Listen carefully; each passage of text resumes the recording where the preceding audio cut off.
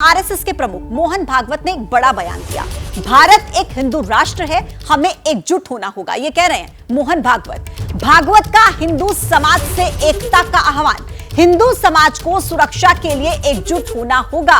भाषा, जाति, प्रांत, ये सब मतभेद मिटाकर आप सब एकजुट हों, ये कहना है मोहन भागवत का। हम भारत माता के पुत्र हैं और इसलिए भारत माता के लिए जिएंगे मरेंगे। लेकिन भारत में भारत के लिए जिम्मेवार समाज कौन सा है? वो हिंदू समाज है, क्योंकि भारत हिंदू देश है, हिंदू राष्ट्र है। परंपरा से प्राचीन समय से यहां पर हिंदू लोग रहते आए। हिंदू नाम बहुत बाद में आया, लेकिन उस समय से जो रहते आए थे उन्हीं को हिंदू नाम मिला। दिल्ली से मेरे सहयोगी अंकित गुप्ता इस वक्त हमारे साथ कनेक्ट है। अंकित, जब भी मोहन भागवत कुछ बयान देते हैं, उस बयान के बहुत मायने होते हैं। अब उन्होंने हिंदू राष्ट्र से आह्वान किया कि सब एकजुट हो। क्या जात ना पूछो हिंदू की, इसी लाइन पर यह संदेश देने की कोशिश मोहन भागवत की तरफ से की गई है। क्या मायने उनके इस भाषण के? देखिए, मोहन भागवत के अगर इस बयान को देखते हैं तो उनका जो पूरा बयान था वो उन्होंने क्या कहा, उन्होंने ये कहा है कि भारत में जो है हिंदू ऐसा नहीं है कि अभी ये हाल फिलहाल में आए हैं। हिंदू जो है सालों से रहते रहे हैं और तब से रहते रहे हैं जब से जो है हिंदू राष्ट्र या हिंदुओं की बात भी नहीं होती थी। क्योंकि कहा यह जाता है कि भारत में जो भी रह रहा है वो सभी हिंदू हैं, वहां पर धर्म और जात की बात नहीं आती है। इसी बात का जिक्र मोहन भागवत ने किया है। लेकिन इसको अगर हम आज के परिप्रेक्ष्य में देखते हैं तो आज के परिप्रेक्ष्य में जिस बात का भी आप जिक्र कर रहे थे कि जिस तरह से जो है जातियों की बात होती है, जिस तरह से धर्मों की अलग अलग बात होती है, हमारे देश में तमाम धर्म है, तमाम जातियां हैं और जातियों में भी उपजातियों की बात होने लगी है। तो मोहन भागवत ने बताने की ये कोशिश की है और एक तरह से संदेश ये देने की कोशिश की है कि एक देश में जितने लोग रह रहे हैं वो सभी उस देश के नागरिक हैं। भले आप उसको जो है हिंदू कहें, भले उसको जो भारत के नागरिक कहें, लेकिन उनका कहने का मकसद साफ तौर पर यह है कि जाति में या फिर उपजाति में या धर्मों के आधार पर बंटना ठीक नहीं है। क्योंकि जब एक राष्ट्र मजबूत होता है तभी दुनिया में उसकी एक जो है धमक होती है। और इसी का उन्होंने उदाहरण भी दिया है अपने इस वक्तव्य के दौरान। यानी साफ तौर पर मोहन भागवत ने अपने ही तरह से उन्होंने जो बात कही है उसका मकसद यही है कि देश में सभी लोगों को एकजुट रहना है, तभी हमारा देश मजबूत होगा। और अंकित, हमने जिस तरीके से पहले बयान सुने, चाहे प्रधानमंत्री नरेंद्र मोदी हो, वो सार्वजनिक मंच से हिंदू राष्ट्र को लेकर जिक्र करते हैं। योगी आदित्यनाथ ये कह चुके हैं कि जो बटेगा वो कटेगा, इस तरीके की बातों का जिक्र वो करते हैं।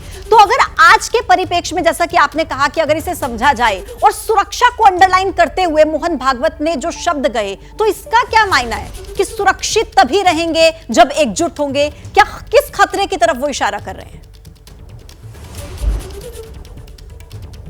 देखिए, यहां पर जो है उनका कहने का मकसद, फिर मैं दोहरा रहा हूं कि उन्होंने क्या कहा। उन्होंने ये कहा है कि भारत में जितने लोग रहते हैं वो सभी हिंदू हैं। यानी कि उनका कहने का मकसद ये था, जो अक्सर कई बार जो है और नेताओं के बयानों में, आरएसएस के जो है जो नेता हैं, जो संचालक हैं, उनके बयानों में जो सामने आई है वो क्या है कि भारत में जो है पहले, यानी कि आज से हजारों साल पहले की बात की जाए तो यहां पर सिर्फ एक धर्म होता था। उसके बाद में जैसे जैसे जो है और धर्मों के लोग भारत में आते रहे, उन धर्मों का भारत में स्थापना होती रही। लेकिन अगर हम मूल धर्म की बात करें तो हिंदू रहा है। तो मोहन भागवत ने उसी बात पर जोर दिया और जिस बात का भी आपने जिक्र किया ना, प्रधानमंत्री नरेंद्र मोदी हो या योगी मैं वापस आ रही हूं आपके पास। ये जो मोहन भागवत की तरफ से हिंदू एकता मंत्र पर जो बयान दिया गया, उस पर अब सियासी तकरार शुरू हो गई है। क्या कहा जा रहा है वो हम दर्शकों को सुनाने जा रहे हैं। मोहन भागवत जी को 11 साल के नरेंद्र मोदी की सरकार में क्या हिंदू सुरक्षित नहीं है ऐसा लग रहा है?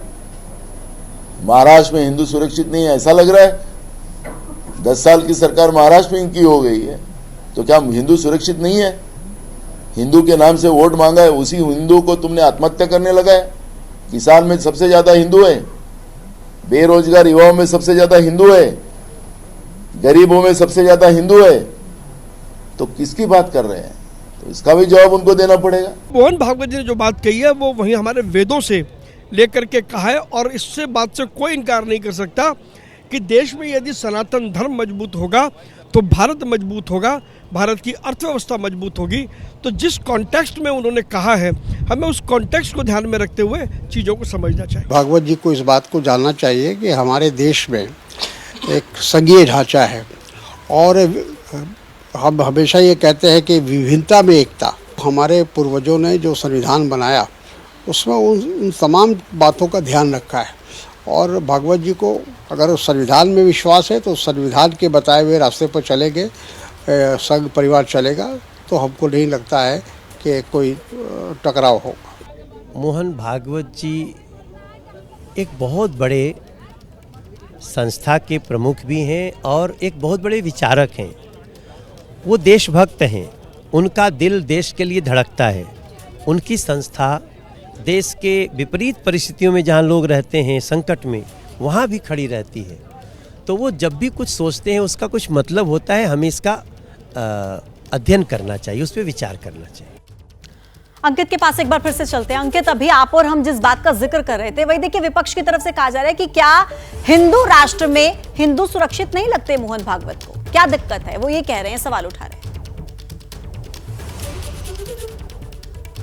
ये निश्चित तौर पर देखिए, मोहन भागवत का बयान आया है तो उस पर राजनीति तो होनी ही है और वो राजनीति हमको नजर भी आ रही है। लेकिन हमको यहाँ पर यह भी समझना होगा कि देखिए, सुप्रीम कोर्ट का ये जो है आपसे जो है कई साल पहले एक फैसला आया था जिसमें ये कहा गया था कि हिंदू या हिंदुत्व क्या है, वो जीवन की एक पद्धति का आधार बताया गया था। हालांकि उसको लेकर भी कई तरह के जो बाद में जो है याचिकाएं भी दाखिल हुई हैं, उसको लेकर के कई तरह के बयान भी दिए गए। लेकिन मोहन भागवत ने आज जिस बात पर जोर दिया उसको एक बार अंडरलाइन करते हुए साफ तौर पर यह कहा जा सकता है कि मोहन भागवत का जो उन्होंने बात कही है उसका मकसद एक तरह से उन्होंने ये बताने की कोशिश की है कि अगर हमारा देश अलग अलग जातियों में बटेगा, धर्मों में बटेगा, तो वो मजबूत नहीं हो पाएगा। देश में रहने वाला हर एक नागरिक हिंदू है, फिर चाहे वो किसी भी धर्म का पालन करता हो या जो है किसी भी समुदाय से आता हो। जैसे ही घड़ी का काटा दोपहर 2:30 पे आए, बबीता जी का दिल सास बहू साजिश के लिए मचल जाए।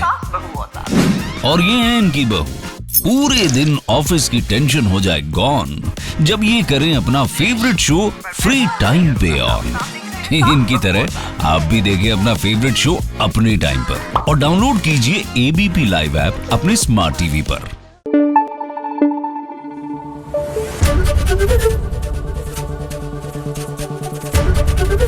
एबीपी न्यूज आपको रखे आगे।